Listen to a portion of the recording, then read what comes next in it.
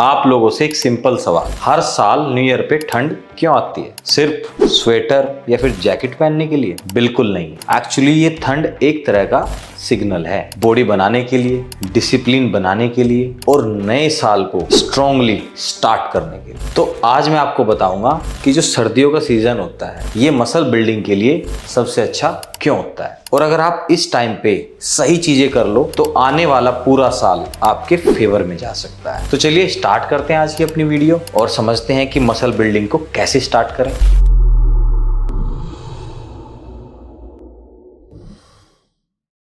Hello दोस्तों, welcome back to Powergenics. This is Vikas. देखो, ठंड के टाइम पे हमारी बॉडी का जो बिहेवियर होता है वो थोड़ा अलग होता है, क्योंकि बॉडी को अपना टेम्परेचर मेंटेन करना होता है और इस प्रोसेस में कैलोरीज का जो यूज होता है वो बेटर होता है और साथ ही साथ जो रिकवरी है वो फास्ट हो जाती है। अब गर्मी में क्या होता है, वर्कआउट स्टार्ट करते ही हमें पसीना आने लगता है, बॉडी डिहाइड्रेट रहती है और थका थका सा महसूस करती है। पर यही ठंड में क्या होता है, बॉडी ज्यादा देर तक परफॉर्म करती है। और कई लोग जो वर्कआउट करते हैं उन्होंने फील किया होगा कि सर्दियों में वेट लिफ्टिंग भी अच्छी होती है, हम वेट ज्यादा लिफ्ट कर पाते हैं और ऐसा फील होता है कि बॉडी में स्ट्रेंथ ज्यादा है। ये विंटर सीजन का हमें फायदा मिलता है। आपने नोटिस किया होगा कि विंटर्स में जब हम वर्कआउट करते हैं उसके बाद जो मसल्स हैं वो ज्यादा टाइट लगती है और मिरर में देखने पर अच्छी लगती है। अब ऐसा क्यों होता है? देखिए, सर्दियों में ज्यादा पसीना नहीं आता, जिसकी वजह से बॉडी में जो वाटर लेवल है वो भी बैलेंस रहता है और जो ब्लड फ्लो होता है, ब्लड सर्कुलेशन है, वो मसल तक सही जगह पहुंचता है। इसलिए विंटर में जो हमारे मसल्स को पंप मिलता है ना, उससे मेंटली भी मोटिवेशन फील करते हैं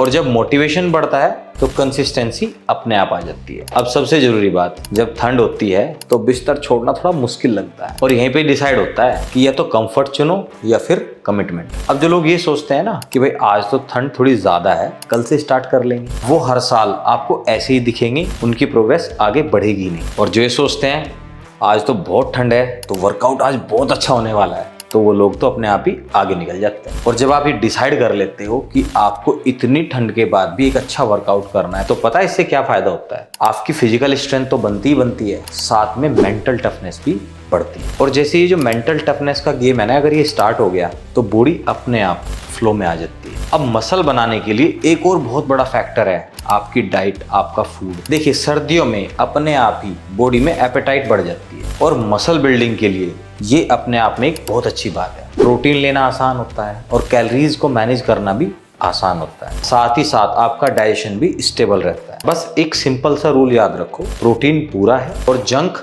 कंट्रोल में है। तो जो सर्दियों वाला सीजन है ना, मसल ग्रोथ के लिए एक गोल्डन सीजन बन जाता है। अब सर्दियों में एक कॉमन मिस्टेक जो ज्यादातर लोग करते हैं, अब ठंड तो होती है तो इसकी वजह से लोग अपना वार्म अप मिस कर देते हैं, जो कि हमारे मसल ग्रोथ के लिए बिल्कुल सही नहीं। क्योंकि ठंड में हमारी जो मसल है वो पहले से ही टाइट होती है और बिना वार्म अप के हैवी वेट उठा लेना सीधे इंजरी को इन्विटेशन देना है। इसीलिए सर्दियों में वार्म अप प्रॉपर रखो, वेट थोड़ा कंट्रोल रखो और हाँ, ईगो लिफ्टिंग से दूर रहो, क्योंकि मसल बनाने में टाइम लगता है, इसलिए कंसिस्टेंसी के साथ लगे रहो। देखिए, न्यू ईयर पे मोटिवेशन सबके पास होता है, पर रिजल्ट सिर्फ उनके आते हैं जो अपना रूटीन बनाते हैं और उस पर चलते हैं। बस एक सिंपल फॉर्मूला याद रखो, fix workout time, fix sleeping schedule और सिंपल डाइट, कोई ओवर कॉम्प्लिकेशन बिल्कुल नहीं। अगर सर्दियों में आपने 60 दिन तक भी रेगुलर ये सारी चीजें फॉलो कर ली तो आपकी बॉडी और माइंड दोनों सेट हो जाते हैं। अब जो न्यू ईयर है ना, और न्यू ईयर पे जो ठंड